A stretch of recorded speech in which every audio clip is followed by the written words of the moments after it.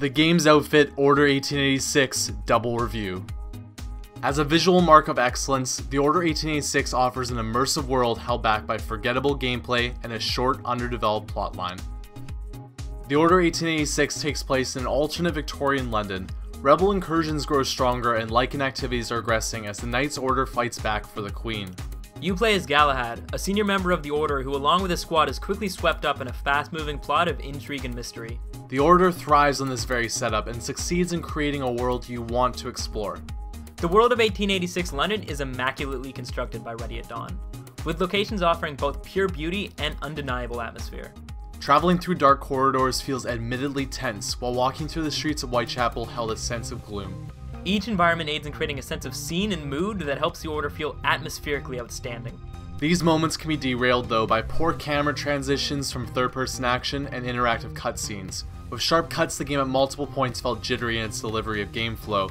Janky movement animations with AI counterparts were also deterrents from immersion in small parts of the Order's campaign. More so than Bryden, I attributed most of these moments down to the letterbox screen. It felt unnecessary to me, especially during combat sequences where screen space was limited.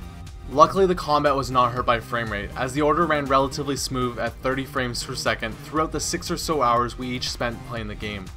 Combat offers 3 key scenarios throughout the game: third-person cover shooting against humans, dodge and shoot corridor encounters with Lycans, and quick-time event-based special encounters, with the first being the primary and overall best gameplay that the Order has to offer. Encounters are mostly streamlined into tight alleys, which leads to simplistic pop-and-shoot mechanics.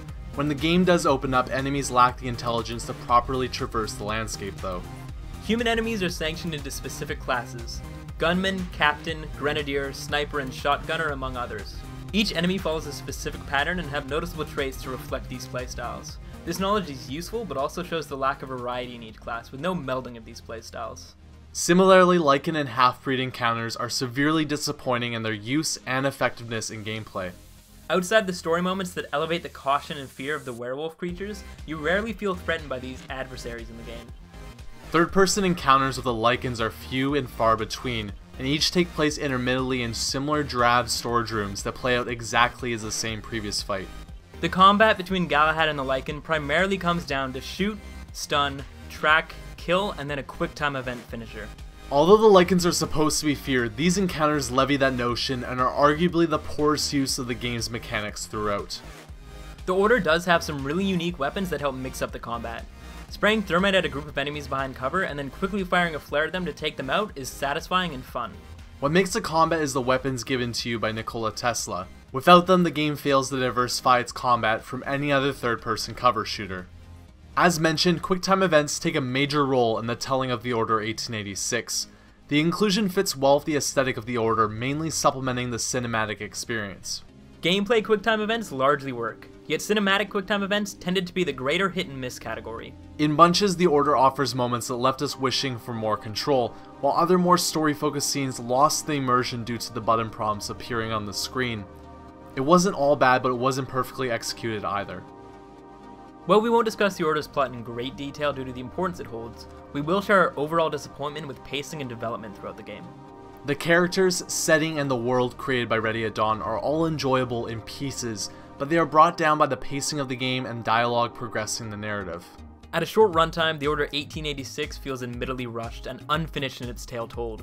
With an initial pacing of a brisk walk that turns into a full-on sprint, the plot delves into simplicity and cliché, leaving out details on what admittedly drew us into the early parts of the game.